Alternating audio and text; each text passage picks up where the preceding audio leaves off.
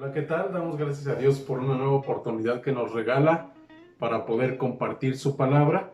Y más que una oportunidad, es un privilegio en realidad. Así que el día de hoy queremos compartir un pasaje de las Escrituras que se encuentra en el libro de Nehemías. Nehemías capítulo número 8. Nehemías 8. Y bueno, quiero exponer los primeros 12 versículos del capítulo. Tiene 18 en realidad. Bueno, solo expondremos 12 y queremos hacerlo en dos partes. El día de hoy la mitad de los versículos y la siguiente semana la parte para concluir este tema. Y quiero leer Nehemías capítulo 8 versículos del 1 al 3 para iniciar. Y dice así la palabra de Dios: y se juntó todo el pueblo como un solo hombre en la plaza que está delante de la puerta de las aguas, y dijeron a Esdras el escriba que trajese el libro de la ley de Moisés, la cual Jehová había dado a Israel. Y el sacerdote Esdras trajo la ley delante de la congregación, así de hombres como de mujeres, y de todos los que podían entender, el primer día del mes séptimo. Y leyó en el libro delante de la plaza que está delante de la puerta de las aguas, desde el alba hasta el mediodía, en presencia de hombres y mujeres, y de todos los que podían entender. Y los oídos de todo el pueblo estaban atentos al libro de la ley. Bueno, el día de hoy quiero mencionar algunas ideas, o mejor dicho, un par de conceptos que se desprenden de la enseñanza bíblica. Y bueno, los conceptos se basan en que tenemos un Dios que constantemente está hablando. Dios es un Dios que habla. Desde el principio de los tiempos, Dios ha hablado. Y bueno, lo podemos decir de esta manera: Dios es un Dios que se ha revelado. Es un Dios que se ha dado a conocer constantemente. Desde que la humanidad existe hasta el día de hoy, Dios se sigue dando a conocer a cada persona, a cada ser humano. Y bueno, hay estos dos conceptos que estoy mencionando, se conocen como revelación. El primero es lo que se llama revelación general. ¿Qué es la revelación general? Es la forma en que Dios se da a conocer a través de todo lo que existe. Hay un salmo en el capítulo 19 de los Salmos, el Salmo 19:1 dice de esta manera: los cielos cuentan la gloria de Dios y el firmamento anuncia la obra de sus manos. Es decir, todo lo creado, todo lo que podemos ver, el cielo, los árboles, todo aquello, los animales, nuestra propia vida, todo lo que existe y que vemos a nuestro alrededor, dan evidencia de que Dios existe, de que Dios es real. Si miramos al cielo por la noche, tal vez en las ciudades con mayor contaminación no se alcance a ver, pero hay lugares donde todavía se muestra la infinidad de estrellas que hay en el cielo, y eso es majestuoso. Dios creó todo eso. Cuando miramos la inmensidad del mar, lo único que podemos escuchar al mar diciéndonos es: Dios existe, Dios es real. A eso se le conoce como revelación general, o algunos le llaman revelación natural. Pero hay un segundo concepto, y se llama revelación especial o revelación específica. ¿Y qué es esa revelación especial o específica? Es Dios dándose a conocer en Jesucristo. Dios, a través de Jesucristo, se da a conocer a la humanidad de una manera todavía más clara que en la revelación natural. Ahora, conocemos de Dios, conocemos de Jesucristo a través de la Biblia, a través de su palabra. Entonces, la revelación especial o específica consta de la Biblia, dándonos a conocer a Jesucristo. Jesucristo nos revela la naturaleza, la personalidad y el carácter de Dios. Eso es lo que Dios ha hecho para darse a conocer a nosotros, a cada ser humano. Y pensando en que Dios se ha dado a conocer, hemos dicho que a través de Jesucristo y de su palabra es la revelación específica o especial. Entonces, estamos diciendo con claridad que si queremos seguir conociendo a Dios, que si queremos saber quién es Dios, tenemos que ir a su palabra, tenemos que ir a la Biblia, y entonces, al empezar a ver quién es Dios, podemos ser instruidos, podemos ser guiados para saber cómo tener una relación personal con el Dios que nos presenta la Biblia, con el Dios, repito, que se está dando a sí mismo a conocer a través de este libro y a través de Jesucristo. Y yo creo que todos tenemos una Biblia en casa, o la mayoría de personas, de seres humanos, saben que la Biblia existe. Pero el día de hoy tengo una pregunta. ¿Tienes una Biblia? Ese es el tema. ¿Tienes una Biblia? Entonces, el pasaje que estamos leyendo, Nehemías capítulo 8, versículo 1 al 3, hasta ahorita hemos leído, leeremos hasta el 12, pero nos responde, si tenemos una Biblia, ¿qué hacemos con esa Biblia? Y entonces, aquí está lo que quiero mencionar. ¿Tienes una Biblia? En primer lugar, debo decirte esto, porque esto se desprende del pasaje, debes leerla. Si tienes una Biblia, en primer lugar, debes leerla. Dice el versículo 1, quiero leerlo nuevamente, y se juntó todo el pueblo como un solo hombre en la plaza que está delante de la puerta de las aguas. ¿Cuál todo el pueblo? Se refiere obviamente al pueblo de Israel. No olvidemos que el libro de Nehemías es un libro post-exílico, es decir, fue escrito y la historia que se narra dentro de él es lo que ocurrió después del regreso de Israel, o de los pocos que regresaron de la cautividad babilónica. En el año 586, el reino del sur, que constaba de dos tribus, la tribu de Judá y la tribu de Benjamín, cayó en manos de Nabucodonosor y de Nabuzaradán, el general de su ejército. Hicieron una estrategia tremenda, que se llevaron a mucho pueblo y mataron a la otra parte. Algunos pocos huyeron, pero después de 70 años el pueblo comienza a regresar, y regresan con dos grupos. El primer grupo regresó con un hombre llamado Zorobabel. Regresan a Israel tras tantos años de estar en ruinas. Bueno, Dios se propone restablecer la ciudad de su amor, a Jerusalén, a su amada ciudad, a su amado pueblo, y entonces permite que Zorobabel regrese como gobernador, y junto con él un sacerdote llamado Josué. Ellos vienen con una encomienda de parte de Dios realmente de reedificar el templo, cosa que no hicieron bien, la dejaron a medias. Y bueno, Dios después, a través del profeta Ageo y el profeta Zacarías, va a venir a reprenderlos prácticamente y a motivarlos para que vuelvan a reconstruir o a continuar, repito, con la reestructuración del templo. El punto es que ellos dejaron esa tarea a medias, pero de pronto Dios despierta un corazón más, y el corazón que despierta es el corazón de Nehemías, pero a Nehemías le otorga una encomienda un poquito diferente.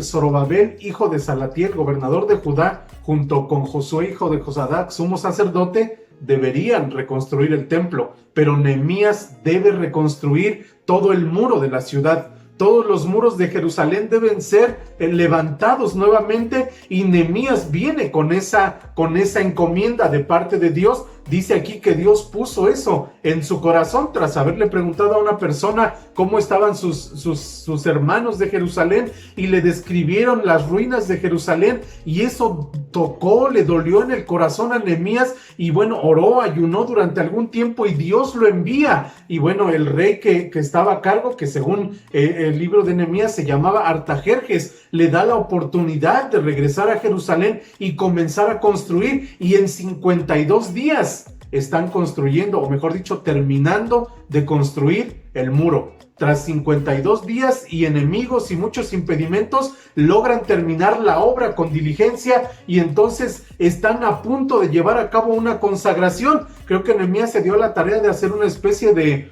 empadronamiento para conocer a la gente que había regresado, como un tipo censo también, y entonces están a punto de consagrar la obra que han terminado.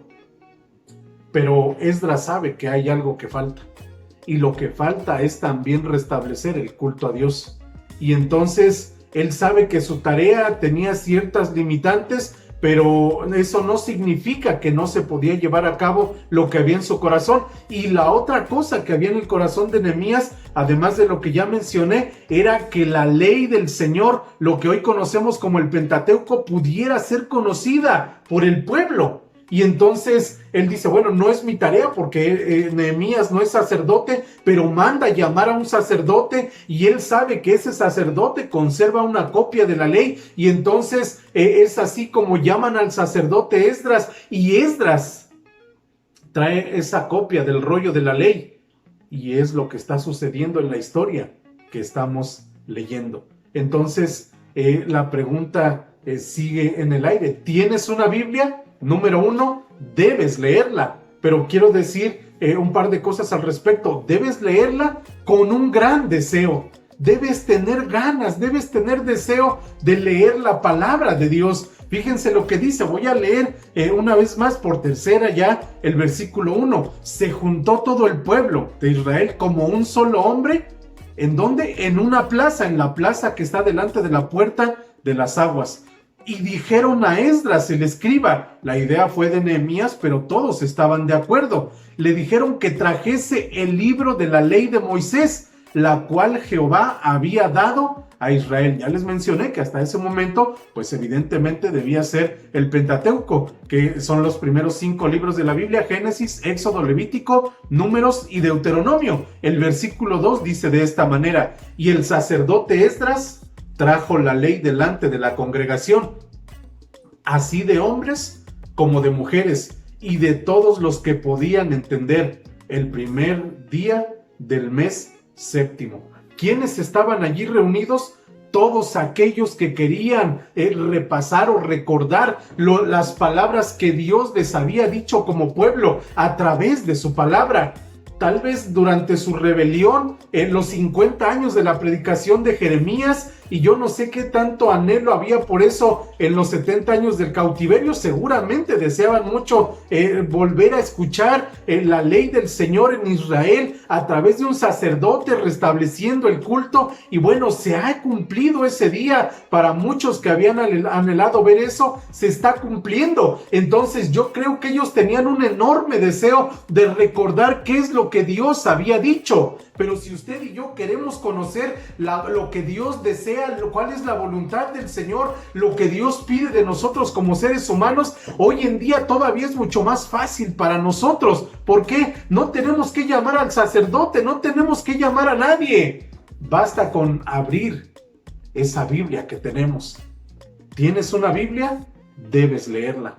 Y si usted abre la Biblia, si buscamos lo que está aquí escrito, entenderemos qué es lo que Dios quiere de nosotros. Queremos escuchar la voz de Dios, no hay que ir a buscar profetas. Queremos escuchar la voz de Dios, no hay que andar buscando presagios de nadie. No hay que andar buscando gente que prediga el futuro, de ninguna manera. Queremos conocer la voluntad del Señor, queremos conocer los planes de Dios. Basta con abrir la Biblia, y leerla. Así que si tienes una Biblia, debes leerla, pero debes tener el deseo. Si quieres avanzar bien en la vida, si quieres caminar bien con Dios en la vida, necesitas abrir el libro y leerlo. Necesitas entender qué es lo que Dios quiere. Israel tal vez se siente un tanto perdido y se están preguntando, bueno, tenemos ya el templo a medias, tenemos el muro terminado. ¿Qué sigue? ¿Qué debemos hacer? Y tomaron la mejor decisión: escuchar la voz de Dios a través de su palabra. ¿Quieres conocer lo que Dios desea? Abre la Biblia y léela. Repito, no hay que andar buscando profetas como el día de hoy abundan y que te dicen que vas a ir a las naciones. No, Dios empieza desde abajo. A la gente le encanta escuchar eso, que Dios te sana, que Dios te hace feliz y que Dios te hace rico. La voluntad de Dios va más allá de eso. Esas cosas son secundarias y son efímeras.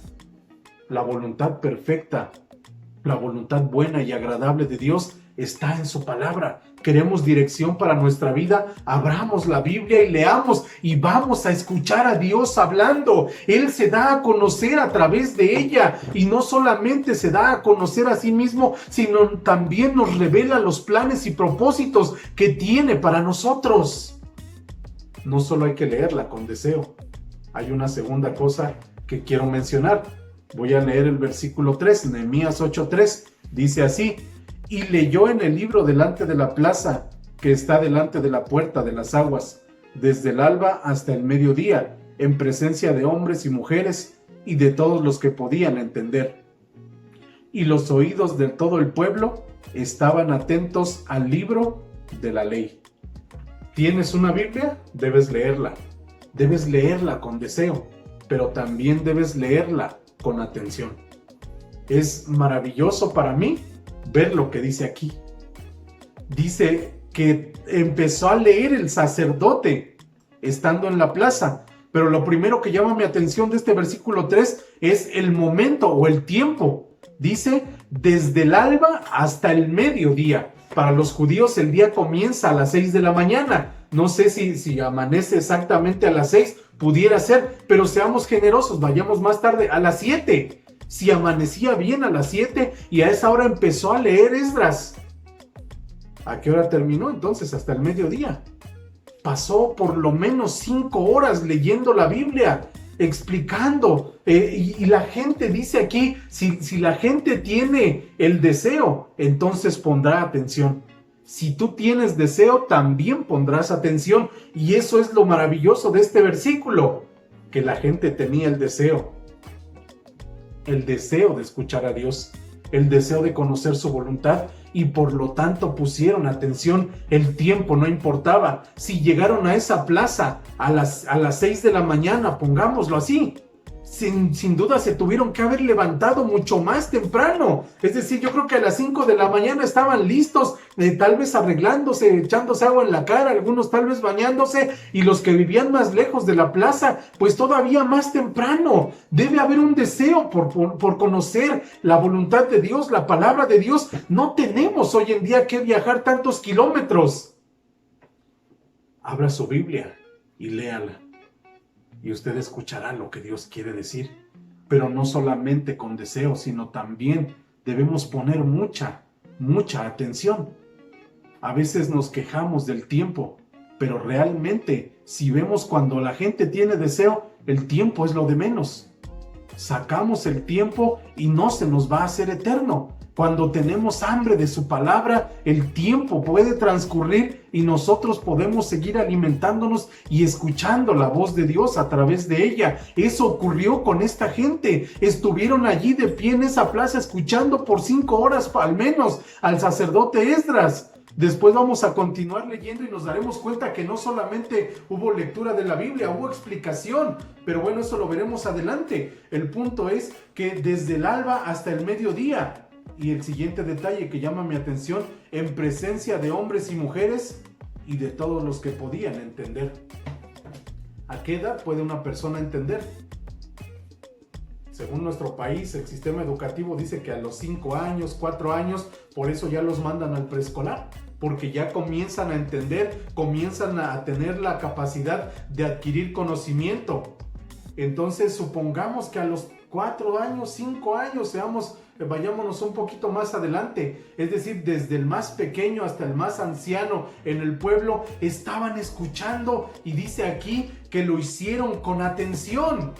Yo echo a andar mi mente y viajo hasta allá y me puedo imaginar a Esdras leyendo con gran pasión y con gran emoción, empezando por los relatos de la creación, y después de allí, después de leer la creación, dar lectura a la vida de los patriarcas, cómo es que Israel a través de José llega a Egipto y tienen un tiempo de bonanza allí, y después ver la lectura de cómo Dios de una manera poderosa saca a su pueblo Israel de Egipto y los libera con mano poderosa, como dice el libro del Éxodo, y luego de ahí recordarles la ley, cómo Dios le dio los mandamientos a Israel en el monte Sinaí, cómo Dios les dio agua del desierto, en fin, ver todo lo que iba ocurriendo, los relatos del libro de Números, el recordatorio de esos 5 sermones contenidos en el Deuteronomio, sermones de Moisés, recordándole al pueblo la bondad de Dios y comprometiéndolos a caminar con Él. Sin duda que el sacerdote Esdras estaba emocionado, estaba contento, pero a usted y a mí también nos debe entusiasmar leer la historia de la redención, sí, de Israel, pero también la nuestra, leer los evangelios y ver la pasión del Señor Jesús, ver cómo el Señor Jesús fue a la cruz, pero después ver que fue sepultado y al tercer día resucitó, y ver cómo con poder es ascendido a los cielos y se va con una promesa diciendo que volverá por su iglesia. que prepara un lugar para nosotros en su presencia, que intercede por nosotros a la diestra del Padre, que está recibiendo toda la gloria y que sigue teniendo planes y propósitos para nosotros, y que esos planes y propósitos están contenidos aquí. Hermano amado, si tiene usted una Biblia, no deje de leerla. No deje de leerla. No solamente la emoción de los relatos, sino el saber que Dios nos habla por medio de ella. Dios está presente mientras usted y yo leemos la Biblia. Eso lo vamos a ver la siguiente semana. Por esta ocasión, hasta aquí vamos a dejar el pasaje, pero continuamos, lo habremos de reanudar la siguiente semana y concluir los versículos que nos restan, es decir, del versículo 4 hasta el versículo número 12, y encontramos otras enseñanzas más que tendríamos que hacer en respuesta a la pregunta: ¿tienes una Biblia? Entonces debes leerla con gran deseo y leerla con gran atención. Vamos a tener un momento de oración y la invitación es clara de parte de Dios. ¿Tiene usted una Biblia? Léala esta semana y escuche la voz del Señor a través de ella. Vamos a orar. Padre, gracias por este momento, gracias por tu palabra escrita.